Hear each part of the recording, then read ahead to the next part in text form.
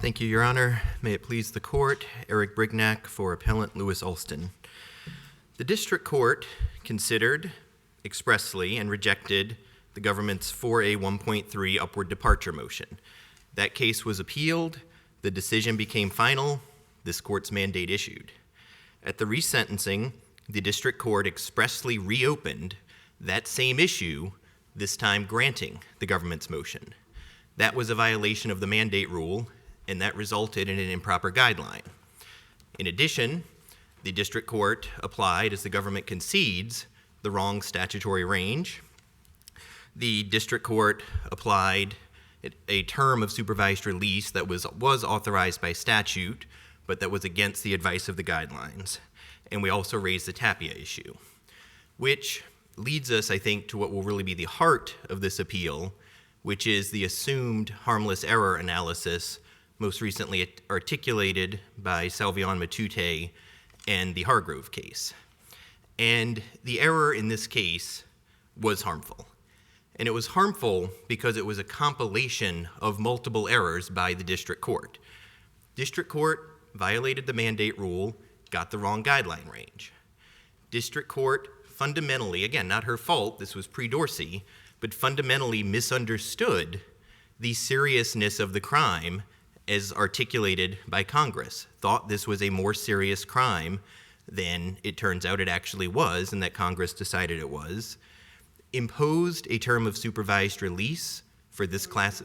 Which guideline range are you objecting to, the revised guideline range? Yes, Your Honor, the original was 120 to 150? Yes, Your Honor. And then the revised was 70 to 87? 70 to 87, exactly, Your Honor. And then, just as far as the calculation of those respective guidelines ranges, you don't have a problem? No, Your Honor, that was correct.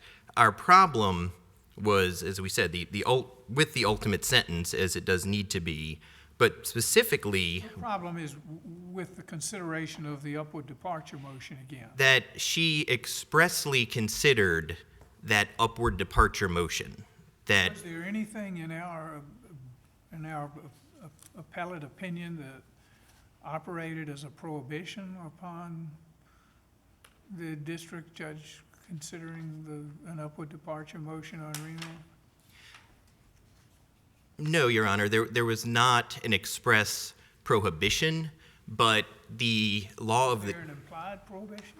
No, and that's where I would disagree. There was no, or yes, I'm sorry, yes, Your Honor, there was an implied prohibition, and that comes from the law of the case doctrine as articulated specifically by what's known as the mandate rule, that when there is a specific issue that the parties fully litigate at an initial hearing, then there's an appeal, and on appeal, nothing about that appeal argued about the applicability or whether or not she made a mistake choosing not to apply that guideline provision. Nothing about the subsequent changes in law had anything to do with that upward departure. But let's put it this way. Did the revised guideline range present the district court with a different circumstance? I mean, there's a big difference between 120 to 150 and then 70 to 87. And then when the district court confronted the revised guideline range, said, well, the previous guideline range was adequate to fulfill the aims of satisfy the 3553A factors. But this revised guideline range it makes it a different ball game because I don't feel that this is adequate in light of his complete refusal to really learn anything from his repeated brushes of the law. And so didn't it really become a different case with the revised guideline range? Your Honor, it did not become a different case with regard to that specific departure motion she applied. However, the district court and this court has said multiple times that the ultimate analysis is whether the sentence imposed by the district court was reasonable under 3553A. And to answer that question, yes, obviously the change in the guideline range as a mechanism of the Fair Sentencing Act was something that changed. But the context of the 4A 1.3 motion was different with the 70 to 87 month, and a district court could say, I'm not going to grant the 4A 1.3 motion with this higher guideline range. But I wonder whether, the Gall decision seeks to invest district courts with a certain amount of discretion, and they're the primary agents in sentencing. And I'm wondering whether we unduly handcuff a district judge or prevent them from exercising their discretion in the way the Supreme Court wanted it to be exercised, which is to arrive at the end of the day with a fair and just sentence reflecting the 3553A factors. Now, if the district court had said what you wanted her to say, which is, look, we've already been, if she'd said to the government, look, we've already been over there, and it's been decided, and I'm not going to entertain this again, it's duplicative, it's repetitive, then that would have been fine too. And I think the district court had the option of saying, I've looked at it before. But didn't she also have the option of saying, this is a changed landscape after remand, and the sentence that a guideline sentence just doesn't reflect what went on here. And then she explains why this was necessary. Said the offense level of 23 in Category 4, it doesn't begin to capture the recidivism and the danger the defendant represents. The defendant's facing his fourth term of incarceration. Very limited employment history, enlisted in the Army, but you went AWOL, received less than honorable discharge. You've been dealing in drugs and doing this type of crime undeterred by your contact with the criminal justice system, not complying with supervisory conditions. And if a district court feels that the revised guideline range just doesn't capture the defendant's repeated refusal to comply with the dictates of law, should we rob that district court of the discretion to consider that? Your Honor, thank you for that question. I will say first that nothing about the guideline, the criminal history upward departure 4A 1.3, asks the court to look at the original guideline range. It's a function of whether the criminal history category accurately captures the defendant's criminal history. Nothing about that changed. But I really want to answer the thrust of your question, which I think is ultimately, had the district court imposed this as a variance? And I would say, wouldn't that be okay? And I would say first, we cannot just gloss over that. The district court did not just impose this as a variance. It was a miscalculation of the guidelines.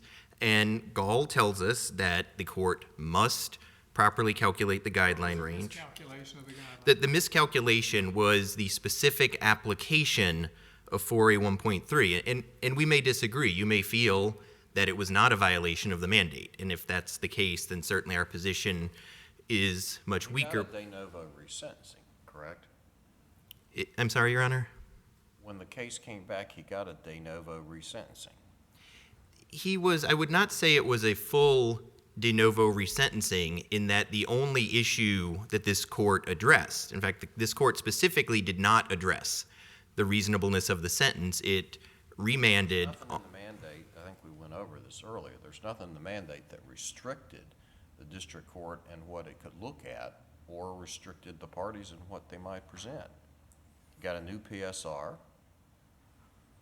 Right, yes, and I see, Your Honor, and I would say that what lies behind the mandate rule is the idea that when something has been fully litigated, fully considered, and there was an opportunity to appeal it to this court, that specific issue cannot be readdressed. And I think When we decided the case of Susi, one of the Costa Rican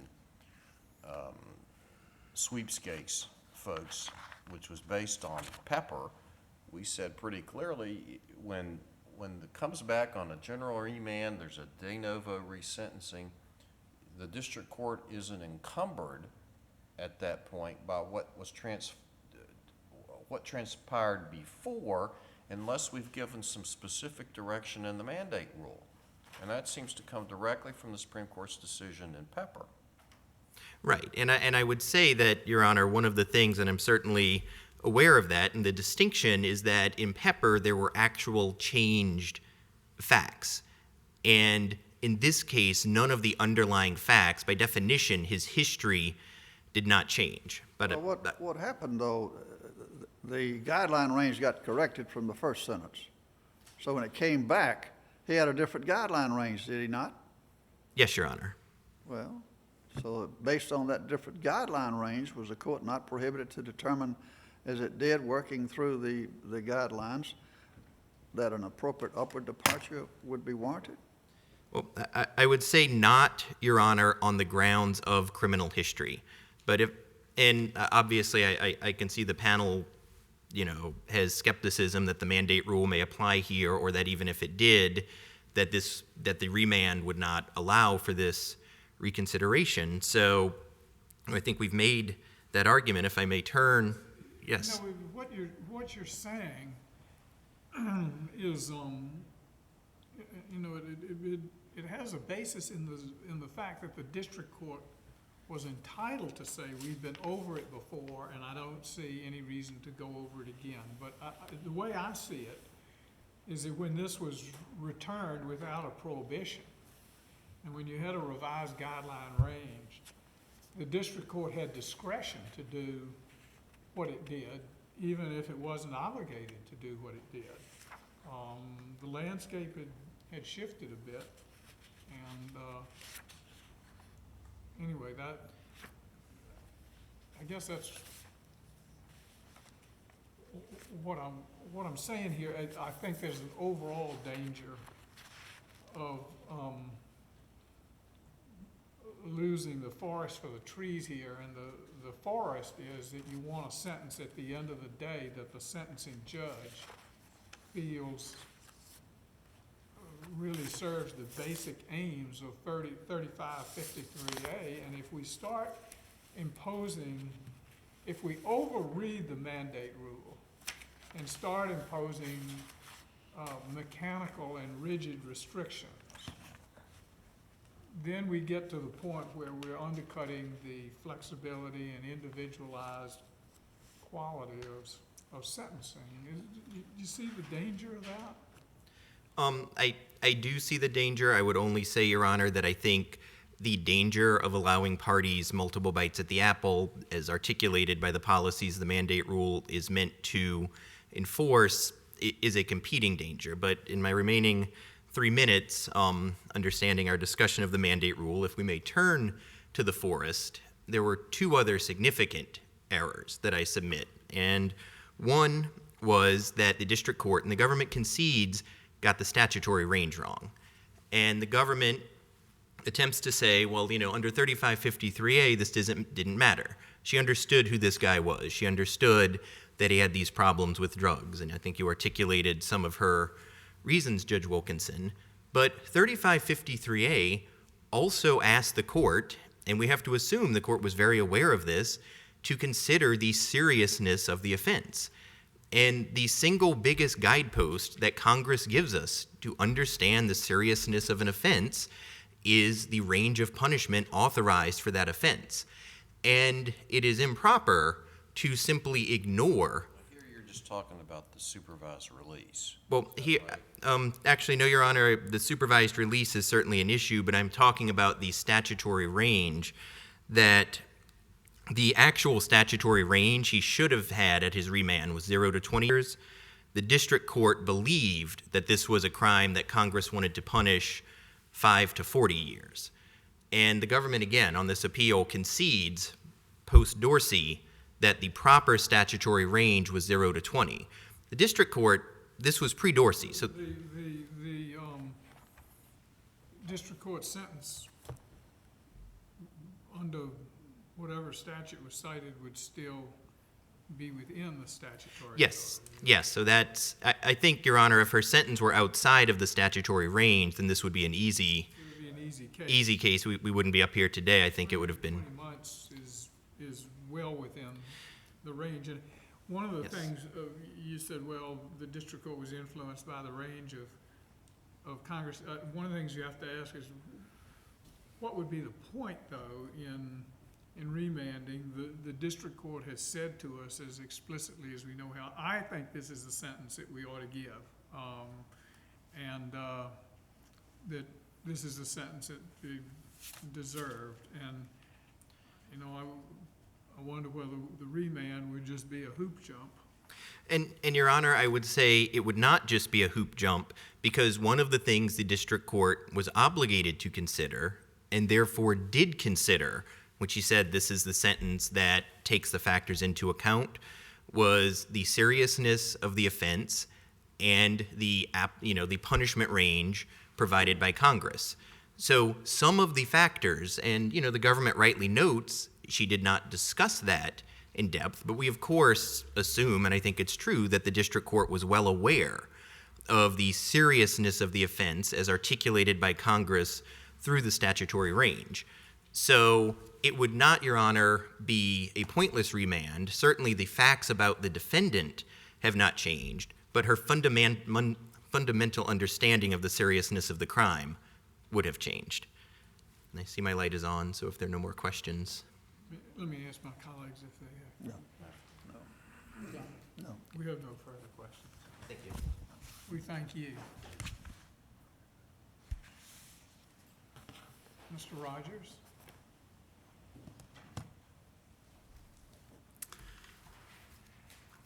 Good morning. May it please the court, my name is Joshua Rogers, and I represent the United States.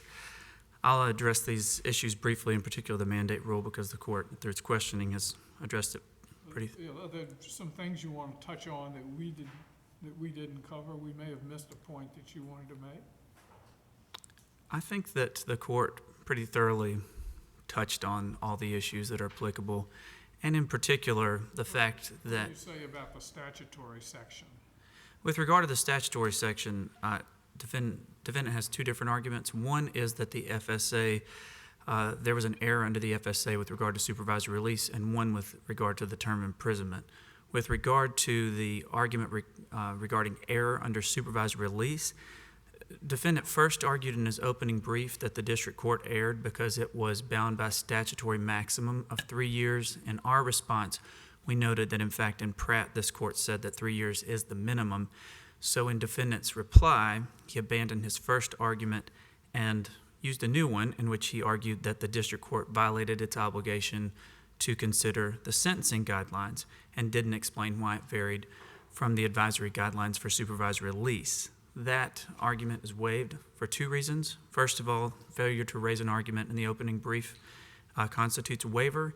And secondly, after resentencing, the defendant raised the FSA minimums and maximums for imprisonment and then said, quote, at JA 92, "I'm not sure that we need to put it on the record. It doesn't affect the guidelines at all," end quote.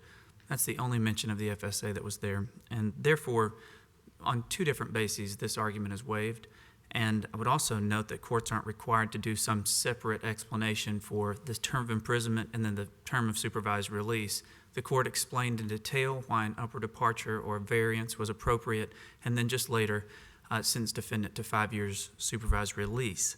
Now, with regard to defendant's argument that the term of imprisonment was improper under the FSA, defendant is essentially claiming that because the district court believed the FSA wasn't retroactive prior to Dorsey, it was influenced by this improper range of 5 to 40 years. Again, as we noted before, the district court gave a whole host of reasons and it mentioned nothing about the relative appropriateness relative to 5 to 40 years. The district court, in fact, noted that even though the FSA wasn't retroactive, it was giving a sentence within the range. And therefore, if there was any error, it was harmless. And if the court would like, I can just briefly address this alleged Tapia error. The district court did mention the need for treatment. It was in the long... We understand that. Okay. It's part of it was a minor part of the sentencing process, and it probably, vast likelihood is that it was a Tapia error, but the vast likelihood is it didn't drive the length of the sentence or duration of confinement or anything else. Well, with that in mind, if the court doesn't have any further questions, we would just note the defendant presents no argument that is of merit, and we would ask this court to affirm the judgment of the district court. And if the court doesn't have any further questions, I'll take my seat. Thank you. Thank you. Mr. Brignac?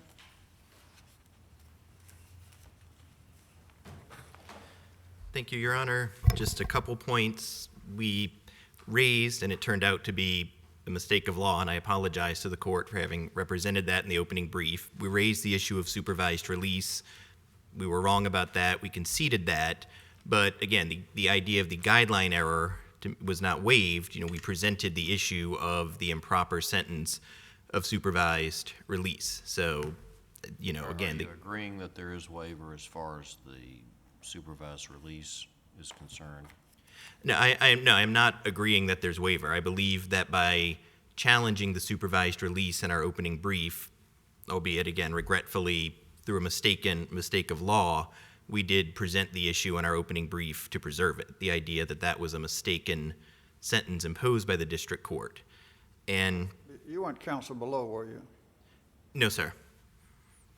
Well, at the joint appendix at page 93, and the court was talking about supervised release. She said, I believe it's 5 years. And the defendant's attorney, Ms. Alston, said, yes, ma'am. Now, Yes. Does that constitute invited error? Your Honor, looking at this now, I believe it would constitute plain error. I do not think it would be invited error. She did not ask the court she did not affirmatively represent to the court or argue for that sentence, which I think would be required. She agreed with what they said. She agreed with the court. She did not object to the court. So because there was that lack of objection, I would say that that would be plain error, Your Honor. But I do not think it rises to invited error. This defendant had previous convictions, did he not? Yes, Your Honor. Well, 21 Section 841 of the U.S. Code says that notwithstanding Section 3583 of Title 18, any sentence imposing a term of imprisonment under this paragraph in the absence of a prior conviction shall be at least 3 years in addition to such term, etc.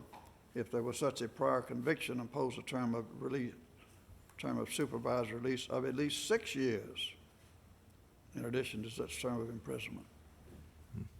Well, I do not believe, Your Honor, and forgive me if I'm mistaken, he had the qualifying conviction to reach the 6-year term. So I believe under the statute, it was a statutory minimum of 3. Our argument, to the extent it's not waived or foreclosed by plain error, is that it ultimately was an upward departure under the guidelines with no explanation. And so it would be actually a mistake under the guidelines, not under the statute. And so if there are no further questions. We thank you very much, sir. Thank you.